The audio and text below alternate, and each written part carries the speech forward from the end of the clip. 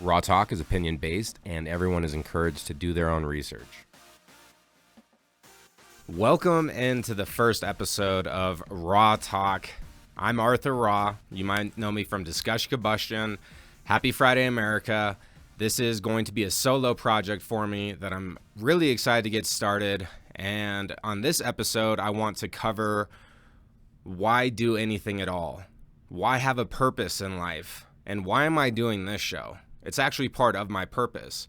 And I'm going to explain how I found my purpose, and that was overcoming opiates. And I'll dive into that subject. But it's really important to have central focus in our lives and make sure that we're trying to chase something. Like, I've spent time on the couch, and there's nothing wrong with spending some time on your phone or watching movies or playing video games. There's nothing wrong with focusing on nothing. It's good to zone out. And so I don't want to completely disregard the importance of relaxing and turning our brains off. However, if we don't have a purpose in life, then we tend to feel a little bit empty, and this could create empty friendships. This can create empty relationships with significant others, or maybe our family too. If we're not really pursuing something that we are driven to do, that when we think about what we just did, it puts a little smile on our face, then we're missing out on life. We're missing out on the experience. So my purpose that I discovered, and this is relatively new in my life, less than 2 years ago, I discovered that my purpose is to share my story of addiction, and that was with painkillers, opiates, and share that story and show people that you can get off of this stuff, that you can change your life, regardless of if it's opiate, if it's overeating sugar, if it's alcohol, if you are, you have a anger management issue, a sex addiction, whatever it may be. To see somebody walk the path and to be vulnerable is a powerful thing. And I did not know this was my calling until more recent times in my life. So that is what I feel my purpose is. And like I said, everyone's purpose can be different, and our purposes might change as we continue as well. And that's why it's so important to have an open mind to your own thoughts and have a vulnerability to your own emotions, to actually be honest with yourself. So I'm going to cover how it got bad for me. How did I get into the worst position of my life, where I had my vehicles repoed, multiple vehicles. I completely tanked my credit. I was in toxic relationships, overweight, living in my parents' house. And there can be circumstances where that's fine, right? But for me, I knew that there wasn't happiness there. So it got really bad for me. And starting off with the opiate journey, I started when I was 17. And it was relaxed back then. You could get this stuff anywhere. Every parent had some kind of script in their medicine cabinet. So, kids would grab these things and get a hold of them, share them with their friends. And that's how I first had it. Now, for painkillers specifically, I'm going to speak to this drug specifically. You either feel like shit and you want to vomit when you eat these things, or it makes you feel like euphoric and like this warm feeling from your solar plexus out. Unfortunately, it felt great. Like, I enjoyed it. So I made excuses for a long time, and I didn't go in deep right in the beginning. It was progressive. So maybe once a month in the beginning, whatever.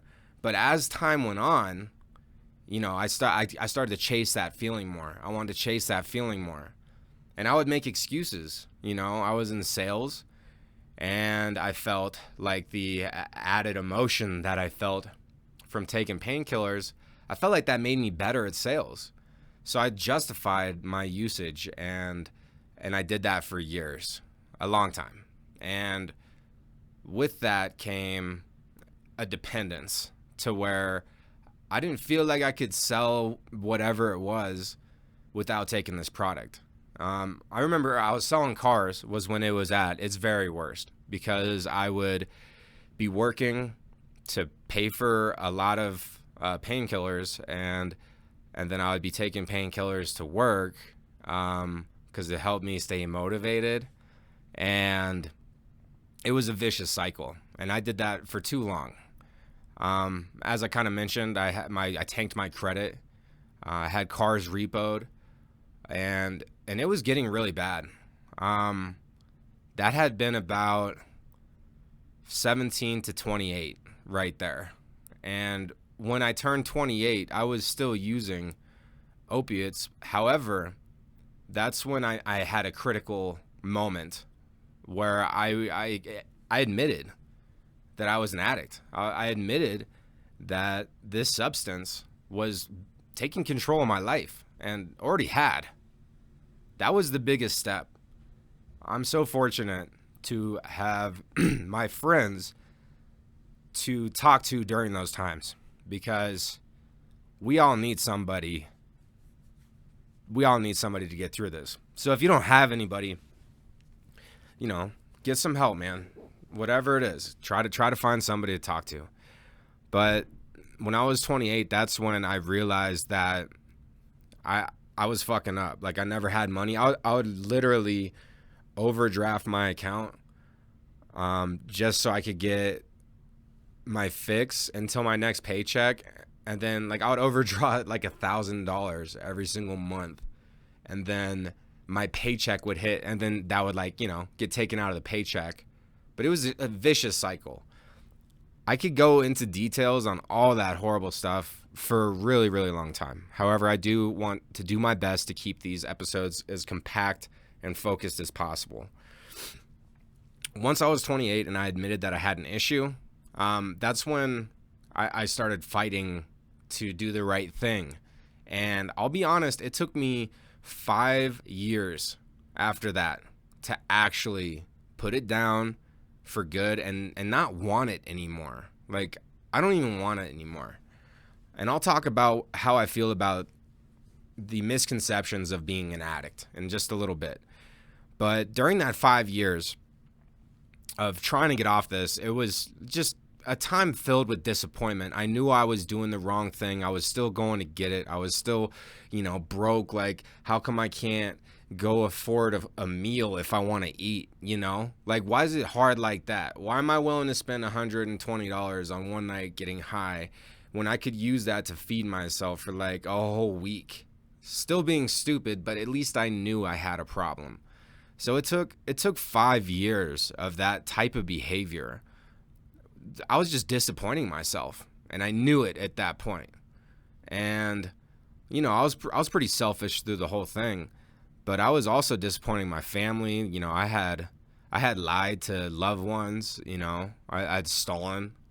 Like, really was a piece of shit. Like, I was kind of a piece of shit there for a long time. Deep down, I was a good person, but I was just being really selfish, and it was not okay. So after these 5 years of disappointing myself and slowly getting off this stuff, it was progressive. So, like, I remember the last year that I was taking them, I really slowed it down, and thank God to the pandemic. Like, go figure, the pandemic helps me get off this shit. Also starting the podcast, Discussion Combustion, had a place for me to be accountable. Like, I want to be a good person that isn't fake. Like, I want to be real. And I lied on Discussion Combustion for a whole year that I was saying I was clean, and I wasn't. And I owned up to that too on an episode. I forget which one, but I owned up to that.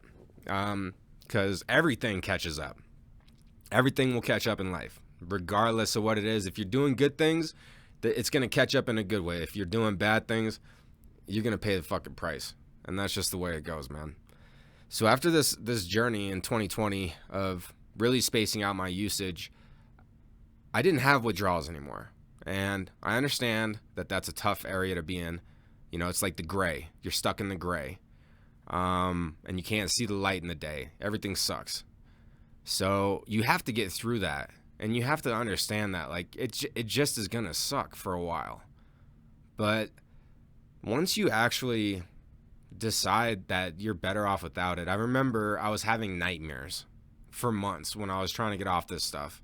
And after I quit finally too, I still had these nightmares where I would be having fun in my dream, And, you know, when you're high on opiates, like, people nod off. Like, they can't keep their eyes open. They're falling asleep. Like, they can hear everything. They're cognitive, but they're nodding off. And that's what was happening in my dreams. It was like, oh, the worst. It was the worst. I hated that feeling. And that's one thing that I'll always stay away from it, because of that feeling, not being able to have my eyes open. And the very last time I took one, I felt that feeling live action, and I fucking hated it. And I'll never do, I don't want it again. And I could go off there easy. However, it's about making the change and making it sustainable. I got to a point where I didn't want it anymore. That took me 5 years. It could take you less time. Maybe it takes you more time. But as long as you are progressing and you're trying to do something better, then it's okay if you have a fuck up and you use again or whatever it is. Just keep moving forward. And I got to that point where I was like, I'm only moving forward. And it was a little bit after that when I learned how powerful the story of overcoming an addiction is.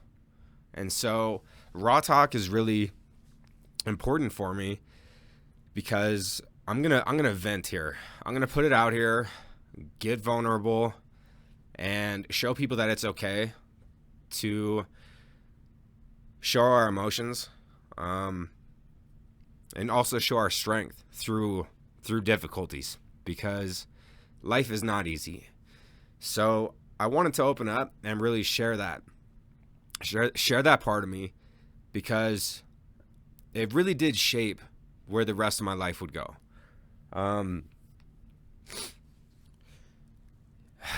With overcoming it, I knew that there would be a new responsibility in my life. You have a void that's created when you remove something that used to be a huge central focus for you.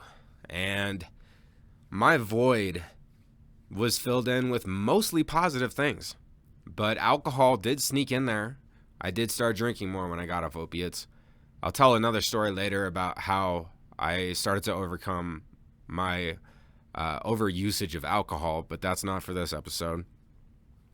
But you have to start doing the right things. And that's when I really started to realize, through the podcast, through all this stuff. I used to make music when I was a kid, and I always wanted to have a positive message to help people. That's always been in the back of my mind, even when I was younger. Like, I always thought about that. Since I was like 11, I've been thinking about this.